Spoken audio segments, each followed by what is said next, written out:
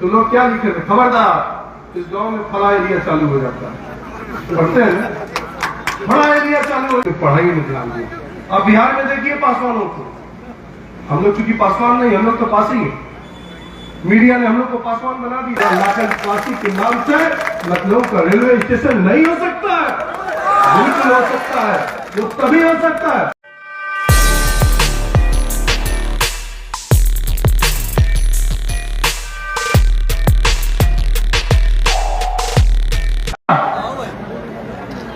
ये प्रयास किया गया कि आप सब लोग इस जगह आए, ऐसे हम सब लोगों के लोकप्रिय डॉक्टर आदरणीय डॉक्टर उमेश सरोज जी और उनकी धर्मपत्नी श्रीमती पूनम सरोज जी, सबसे पहले तो मैं आप सब लोगों का अपनी तरफ से स्वागत करता हूं। और मंच पर बैठे हमारे सभी सम्मानित, हमारे समाज के सभी नेतागण, आदरणीय विधायकगण और इस कार्यक्रम में उपस्थित सभी सम्मानित साथियों, मैं जानता हूं बारिश होने वाला, लेकिन मैं आप सबसे चाहूंगा कि 5 मिनट जो जहां है वहीं खड़ा रहे। 5 मिनट बस समय लेंगे साथियों। ये हमारा सौभाग्य है कि आज आप सब लोग इस आजमगढ़ की धरती पर आप सब लोगों ने मेरा मान सम्मान रखा, इसके लिए मैं आप सबके चरणों में प्रणाम करते हुए आपका अभिनंदन करना चाहता हूं। साथियों, आप जानते हैं इस बात को कि पासी का मतलब क्या होता है। पासी का तो लोग यही समझते हैं कि पासी अगर जो कोई नाम लेता है तो पहले जमाने में लोग यही कहते थे कि वो अपराधी होगा, यही कहते थे। पासी जब नाम शब्द आता था तो उसके बारे में एक होलिया बनाया जाता था कि बहुत तेज तर्रार व्यक्ति होगा, बहुत लड़ाकू व्यक्ति होगा। और अंग्रेजों के जमाने में भी जब उनकी सरकारें थी तो पासी पलटन के नाम से एक अलग से रेजिमेंट बनाया जाता था। इसलिए मैं कहना चाहता हूं कि आज पासी का मतलब मजबूत कलाई। और देखिए पानी भी आ गया, आज देव भगवान भी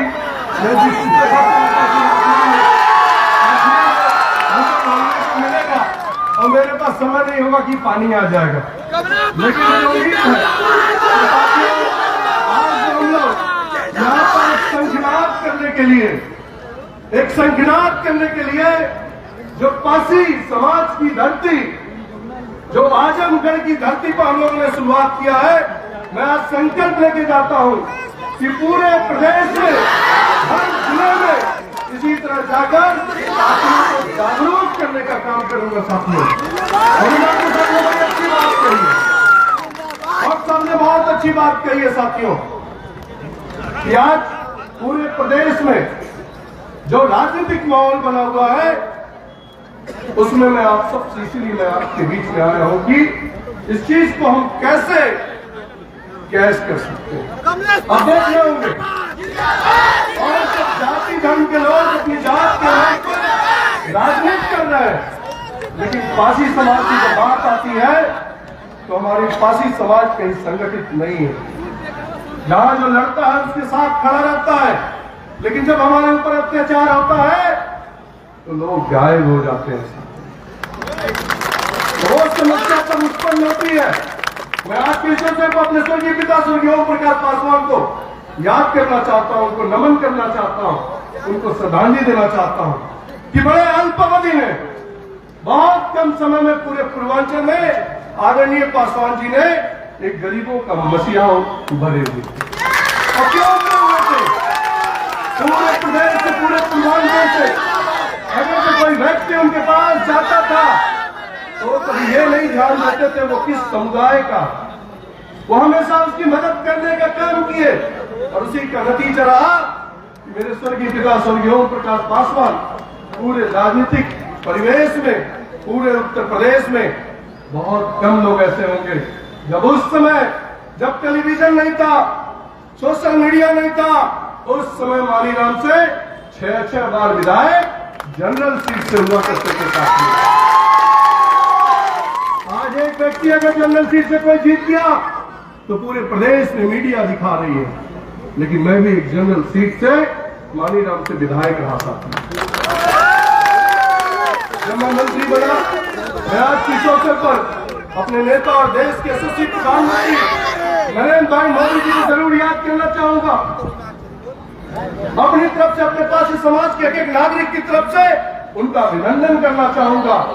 उन्होंने मुझे उस लायक समझा और अपने कैबिनेट को उन्होंने जगह दिया था।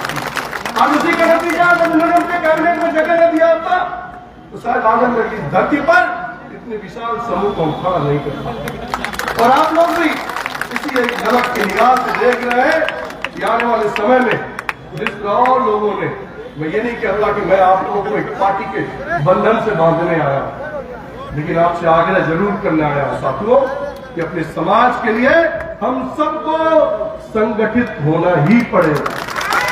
अगर आप पासी समाज को आगे ले जाना चाहते हैं, पासी समाज के इतिहास को बरकरार रखना चाहते हैं, पासी समाज के उन शूर वीरों को, चाहे लाखन पासी हो, चाहे उदादेव पासी हो, महाराजा बिजली पासी हो, सुहेल देव पासी हो, ऐसे तमाम जो हमारी हिस्ट्री है जिस पर हमको गौरव होता है, जो स्कूल में जो हमको पढ़ाया गया था, और जब उसके बाद जब राजनीतिक जीवन में आया तो मुझे ये जान के इतनी प्रसन्नता हुई कि साथियों, जहां हमारी बिरादरी सिर्फ मात्र लखनऊ के इर्द गिर्द जगहों में सीमित थी, लेकिन आज जब ये पता चलता है कि हमारे बिरादरी के लोग पूरे प्रदेश में ही नहीं, पूरे देश में, कोई कहीं डॉक्टर है, कोई इंजीनियर है, कोई आईएएस है, तो मुझे बड़ी प्रसन्नता होती है।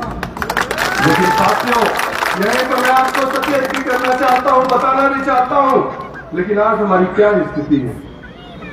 आज चाहे राजनीतिक, आज चाहे पारिवारिक, हमारी क्या स्थिति है? हम अगर जो अपने गांव की बात करूं, जहां का मैं निवासी हूं, आज हमसे बहुत बेहतर हमारे दूसरे समाज के लोग हैं, मैं नाम नहीं लेना चाहता हूं, लेकिन हमारे समाज के जो डॉक्टर साहब ने कहा है, मैं उसी बात को दोहराना चाहता हूं। आज अगर जो हमारा पासी बिरादरी गांव में है, तो वो गांव पियक्कर के नाम से जाना जाता है। मैं झूठ तो नहीं बोल रहा हूं ना, मैं झूठ तो नहीं बोल रहा हूं ना। लोग नशा के नाम पर जाने जाते हैं, तो क्या आप ये संकल्प लेंगे कि हम अपने आने वाली पीढ़ियों को एक ऐसा दिशा निर्देश दे, ऐसा उसको संस्कार दे कि नशा मुक्ति को छोड़कर समाज के मुख्य धारा में जुड़ने का काम करे और अपने घर का नाम का, अपने पिताजी का, अपने परिवार का नाम रोशन करे, वो भी कहीं डॉक्टर, इंजीनियर, नेता बना सकते हैं। और तभी संभव हो पाएगा जब हम संगठित होंगे। आज देखिए, नए नए लोगों के राजनीतिक परिवेश में आ जा रहे हैं, सिर्फ अपने जात के बल पर नेता बन जा रहे हैं। और हमारी आबादी उत्तर प्रदेश में साथियों 9 से 10% है, और बहुजन समाज पार्टी की मात्र 15% है। हमारे उनके में फर्क ही क्या है? सिर्फ 4% का। और हमारी बिरादरी का कोई नेता नहीं है। हमारे बिरादरी में जो भी निकला उसके पीछे कभी कोई नहीं हुआ। मैं आपको अपने पीछे लाने के लिए नहीं आजमगढ़ की धरती पर आया हूं। मैं आपको ये भी नहीं कहने आया हूं कि आप मेरे साथ कदम से कदम मिला के चलिए, लेकिन मैं ये आपसे उम्मीद तो कर ही सकता हूं क्रांतिकारी आजमगढ़ की धरती पर कि आज से ही हम लोग को ये संकल्प लेना होगा, आज से ही हमको संकल्प लेना होगा और अपने पासी समाज के सभी लोगों को जोड़कर आने वाले कल के लिए एक मजबूत संगठन के साथ साथ एक विचारधारा से जुड़ने की आवश्यकता है। क्या हम ऐसा कर सकते हैं? आज मैं बड़ा प्रसन्न हूं, प्रसन्न इस बात का भी हूं कि आज जिस तरह मैंने अपने राजनीतिक जीवन में 26 साल हो गए, एक बार विधायक रह गया, 4 बार सांसद हुआ, इस बार सौभाग्य से पासी बिरादरी के सौभाग्य से ही मुझे मंत्रिमंडल में जो शामिल होने का अवसर प्राप्त हुआ। लेकिन जो सजाती भाइयों ने जिस तरह का स्वागत किया, जो हम लोग आए रहते गोरखपुर से लगातार हर चौराहे पर जिस तरह आप लोगों ने मेरा स्वागत किया है, साथियों मेरे पास शब्द नहीं है कि मैं किन शब्दों से आपका स्वागत करूंगा। तो मैं यही स्वर्गीय पिता स्वर्गीय ओम प्रकाश पासवान जी ने यही सपना देखा था कि हम पूरे पूर्वांचल में दौड़कर लोगों के सुख दुख को अपना सुख दुख समझकर हम अपने समाज को संगठित करेंगे। लेकिन क्या हुआ, हमारे समाज में जब जब कोई व्यक्ति एक शिखर पर पहुंचता है तो राजनीति की वो गंदी चाल या तो उसको वही रोक देती है या तो उसको मौत की घाट उतार देती है। मैंने इस चीज को झेला है, समझा है। मैंने भी कभी आज तक गोरखपुर से राजनीतिक घर से कदम बाहर नहीं निकाला। ये पहला अवसर है और मैंने कहा अपने क्षेत्रीय अध्यक्ष से कि अध्यक्ष जी मुझे अपने समाज के लोगों को संगठित करना है। हर जिले में जाऊंगा, हर जिले में जाकर लोगों से रूबरू होऊंगा, उनसे कहूंगा कि आप देखिए अगर जो दूसरे दल के अगर जो 4 सांसद हो जाते हैं तो पूरी देश की मीडिया कैसे उसको प्रोपेगेंडा करती है। लेकिन अगर जो सन 2019 की बात करेंगे तो हमारे ही पार्टी में हमारे साथ 5 सांसद पास ही थे साथियों। आज मैं जानता हूं पूरे उत्तर प्रदेश में करीब 8 सांसद है, 28 से 30 विधायक उत्तर प्रदेश में पासी समाज के हैं, लेकिन सब बदला मजदूर है साथियों, सब बदला मजदूर। हमें अपनी ताकत को दिखाना पड़ेगा। पहले होता था ना कि राजा रानी के पेट से ही पैदा होता था, लेकिन अब राजा रानी के पेट से पैदा नहीं होता है। अब राजा बैलेट बॉक्स से निकलता, अब तो ईवीएम से निकलता। अब तो राजा ईवीएम से पैदा होता है। अगर जो हमें अपने समाज को संगठित करना है, अपने सूरवीरों राजा महाराजाओं के इतिहास को धरोहर को अगर संरक्षित रखना है तो हमें राजनीतिक रूप से मजबूत होने की आवश्यकता है। और जब तक हम राजनीतिक मजबूत नहीं होंगे तब तक हमारे वोट को इसी तरह कभी कमलेश पासवान आएंगे, कभी फलाने आएंगे, कभी ढिकाने आएंगे, आपके वोट को लेंगे और 5 साल में एक ही बार चर्चा करेंगे। ये चर्चा का विषय साथियों, मैंने कहा कि मेरा 11 जिला है आदरणीय अध्यक्ष जी के नेतृत्व में, और मैंने कहा था कि आपके नेतृत्व में मुझे अपने समाज के लोगों को संगठित करना है। उन्होंने कहा मेरा पूरा सहयोग आपके साथ है, और इसलिए मैंने उत्साहित भी हुआ। और जिस तरह से सुनील पासवान और डॉक्टर उमेश सरोज जी ने और उनकी पूरी टीम ने इस कार्यक्रम को सफल बनाने के लिए प्रयास किया है, साथियों वो काबिल तारीफ। बिना किसी पार्टी के बैनर पर आप लोगों ने जब तक दिखाया है आने वाली पीढ़ियां, हमारे बहुत सारे संगठन के लोग उनको संपर्क किए। ये पहली बार है, ये पहली बार ऐसा है कि पासी का सम्मेलन होगा। शायद पहली बार होगा ना, इससे पहले कभी हुआ लोग किए होंगे किसी चौराहे पर खाना पूर्ति के लिए, लेकिन पहली बार, क्योंकि आजमगढ़ थोड़ा दूर है गोरखपुर से। पहले हमारे लोगों ने कहा कि आप गोरखपुर से चालू किए, नहीं, मैंने कहा कि मैं सबसे कठिन जगह से चालू करूंगा, जहां से एक राजनीतिक, जहां से एक दिशा जाए, जहां पर पूरे प्रदेश में लोगों को यह एहसास हो कि हमारी पासी बिरादरी अब खड़ी होने जा रही है, वो सचेत हो रही है। और साथियों जब तक हम संगठित नहीं होंगे तब तक प्रदेश सरकार चाहे केंद्र सरकार भी हम लोगों की मांगों पर ध्यान नहीं देगी।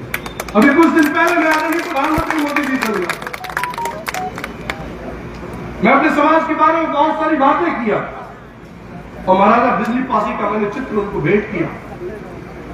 महाराजा बिजली पासी का फोटो देखकर आदरणीय प्रधानमंत्री जी अभिभूत हुए, उनके बारे में मुझसे पूछने लगे।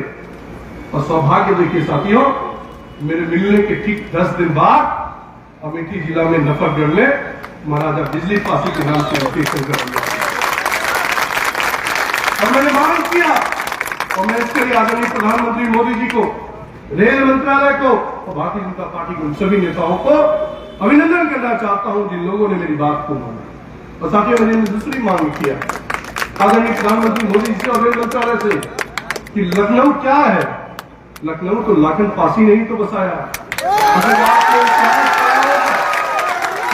लोगों ने इतिहास पढ़ा होगा तो आप लोगों ने देखा होगा बजट ईयर 1959 में उस इतिहास में जो राइटर था क्रुप, उसने लिखा हुआ है कि इस लखनऊ को बसाने वाला लाखन पासी था।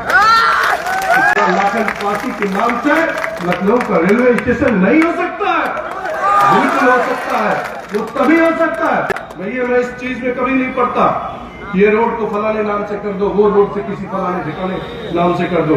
लेकिन साथियों, जो हमारे पूर्वज रहे हैं, जो हमारे धरोहर रहे हैं, उनको जीवित करने के लिए, उनके बारे में हमारी आने वाली पीढ़ियां पढ़ती रहे, उनके बारे में आने वाली पीढ़ियां जानती रहे, समझती रहे, तो ऐसे जो हमारा इतिहास है उसको उजागर भी करने की आवश्यकता है।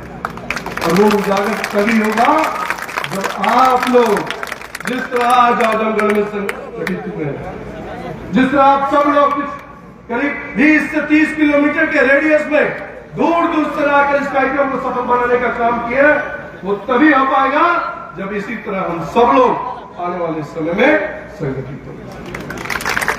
आप लोग मैं बहुत लंबी बात नहीं करना चाहता हूँ, आप सब लोग को बहुत दूर तक जाना और कार्यक्रम भी करीब 3 घंटे विलंब हो गया। मैंने बहुत तैयारी की थी बोलने के लिए, मैं करीब 3-4 किताबें पढ़ा पिछले 10 दिन में तक, और मैं सोचा मैं क्या बोलूं, लेकिन मैं बोल नहीं पाया। मैंने अपने इतिहास, अपने पासी समाज के इतिहास, मैं सोचा था कि मैं अपने इतिहास के बारे में बात करूंगा, लेकिन फिर किसी दूसरे मंच पर बात करूंगा। अब ये तो निरंतर, अब ये तो सिलसिला चालू रहेगा। हर महीने मैं एक जिले को पकड़ूंगा और एक जिले में जाकर अपने समाज के लोगों को संगठित करने का काम करूंगा। और चुनाव के दृष्टिकोण से नहीं, और अब देखिए गांव में जाइए तो लोग क्या लिखे थे, खबरदार इस गांव में फला एरिया चालू हो जाता है, पढ़ते हैं ना, फला एरिया चालू हो जाता है, ये फलाने का एरिया। अरे कोई जंगल है कि फलाने का एरिया, फलाने का इलाका? और देखना हो तो उत्तर प्रदेश में किसी को इतिहास देखना है तो पासियों का इतिहास देखिए। अगर जो आप पढ़ेंगे, मैं तो आपसे आज कह के ये जा रहा हूं कि आप जाकर अपने सूरवीरों के, अपने पराक्रमी जो राजा महाराजा हमारे रहे हैं, उनके बारे में आप जरूर पढ़िए। क्यों? मैं जानता हूं हमारी जो पीढ़ी वो पढ़ती नहीं है, वो पैग लड़ाती है। इस बात को मैं जानता हूं। हमें हर मन पे इस बात को, हमेशा इस चीज को मैं कहना चाहता हूं, हमें इससे बचना होगा साथियों। आज हमारे जो दूसरे बिरादरी के लोग हैं वो क्यों हमसे आगे बढ़ते जा रहे हैं? क्योंकि उन्होंने पढ़ाई में ध्यान दिया। अब बिहार में देखिए पासवानों को, हम लोग चूंकि पासवान नहीं, हम लोग तो पासी हैं, मीडिया ने हम लोग को पासवान बना दिया, लेकिन आप बिहार में देखिए वो क्यों आगे है। आज दिल्ली में चले जाइए, आप महाराष्ट्र में चले जाइए, उनके लोग आर्थिक भी मजबूत है, शारीरिक भी मजबूत है, और उनके घर में कोई ना कोई एक व्यक्ति नौकरी भी करता है। वो तभी है जब वो त्याग कर रहे हैं, वो पढ़ रहे हैं, लिख रहे हैं, तभी वो हमसे आगे है। तो हमें अपने साथियों, हमें भी अपने लोगों को ये बताने की आवश्यकता है कि हमें अगर जो लड़ाई लड़नी है, अगर जो हमें अपना अधिकार पाना है, अगर जो हमें लगता है कि हमारे भी जितने समाज के लोग हैं वो भी पूरे प्रदेश में नहीं पूरे देश में जाने जाए, तो तभी संभव हो पाएगा जब हम अपने लिए अपना हक मांगेंगे। मैं आज की अवसर से एक बार पुनः मंच में बैठे सभी सम्मानित अपने, क्योंकि मैं बारिश के डर से मैंने किसी का नाम नहीं लिया, इसलिए मैं नाम नहीं लूंगा तो बहुत समय लगेगा। सबका नाम माननीय संचालक महोदय ने मुझे दिया है। मैं सभी के प्रति आभार प्रकट करता हूं, सबका अभिनंदन करता हूं, और गोरखपुर से भी चल के हमारे एक मित्रगण जितने भी आए हैं, वो सब लोग बहुत सालों से, हमारे डॉक्टर रतनपाल जी हैं, एमएलसी है, बहुत सारे ऐसे लोग हैं जो पिछले 10 वर्षों से ये कह रहे हैं कि सांसद जी आप बिरादरी के लिए कुछ करिए, आप बिरादरी को संगठित करने के लिए आगे निकलिए। लेकिन मैंने कहा, आदरणीय प्रधानमंत्री जी ने एक नारा दिया था और वो मुझे बड़ा दिल से छू दिया, और वो ये नारा था, यही समय है, सही समय है, यही समय है, सही समय है। तो मेरे लिए भी ये नारा अध्यक्ष जी सही बैठता है कि पासियों को संगठित करने के लिए यही समय है, सही समय है। और यही से हम संकल्प लेते हैं कि हम लोग इस कार्यक्रम को निरंतर आगे बढ़ाएंगे और अपने समाज को संगठित करने का काम करेंगे। उनको शिक्षा दीक्षा जहां भी कहीं भी मेरी आवश्यकता पड़ेगी, तन मन धन, सरकार, जब तक मैं सरकार में हूं तब तक सरकार से, व्यक्तिगत हूं तो आजीवन आपके सुख दुख के लिए अपना सुख दुख समझूंगा। इस तरह के साथ अपनी बात को समाप्त करता हूं। बोलिए भारत